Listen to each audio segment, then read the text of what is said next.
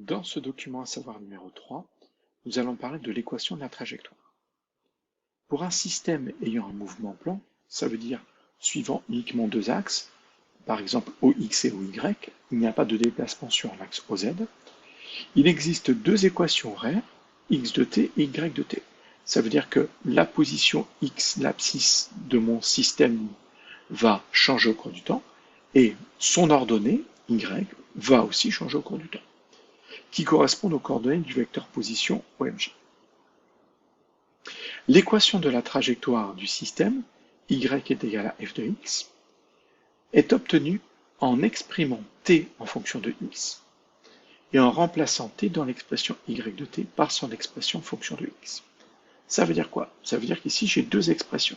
J'ai x est égal à quelque chose fois t, etc. etc. Là j'ai y est égal à avec t de l'autre côté. Le but ici va être de transformer cette première expression au lieu d'avoir x égale avec t de l'autre côté, on va avoir t égale avec x de l'autre côté.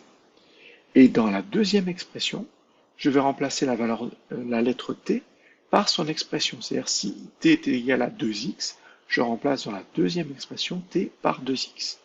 Et du coup, j'aurai une expression qui me donnera y est égal à quelque chose avec x de l'autre côté. J'aurai bien une fonction y est égal à f de x.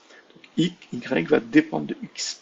Et donc j'aurai bien l'ordonnée de mon système qui va dépendre de son abscisse. Et donc ça, c'est l'équation de droite. Ensuite, quelques points particuliers, deux points particuliers de la trajectoire. La portée, c'est le point, en tout cas ça va être la distance entre le point de départ et le point où le système touche le sol. Donc c'est la distance parcourue par le système entre son point de départ et le moment où il touche le sol. Ensuite, pour le calculer, c'est assez simple. Elle correspond à la valeur, donc la portée, elle correspond à la valeur de x, c'est-à-dire son abscisse, quand l'altitude y prend la valeur de celle du sol. Alors là, je n'ai pas dit y égale 0, parce que pour certains mouvements, l'altitude liée au sol ne sera pas forcément égale à 0.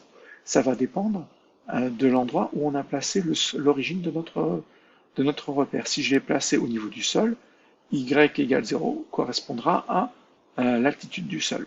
Si je l'ai placé au point de départ de mon objet, si mon objet a été lancé de 1 mètre, eh l'altitude du sol correspondra à moins 1 mètre. Donc ça, il faut être attentif là-dessus. Ensuite, la flèche, c'est l'altitude maximale. Donc en fait, ça va être le y maximal atteint par le système au cours de son mouvement. Elle correspond à la valeur de l'altitude y prise par le système à l'instant t où la coordonnée vy de la vitesse est nulle. Donc en fait, il faut chercher la vitesse, l'ordonnée de la vitesse nulle. On trouve l'instant pour lequel on a l'ordonnée de la vitesse nulle et on calcule l'altitude, le y, la coordonnée y de mon système à cet instant t. Donc ça va se résumer à dire vy égale 0, je trouve t, une fois que j'ai t, je remplace t dans l'expression de y égale f de t et je trouve y.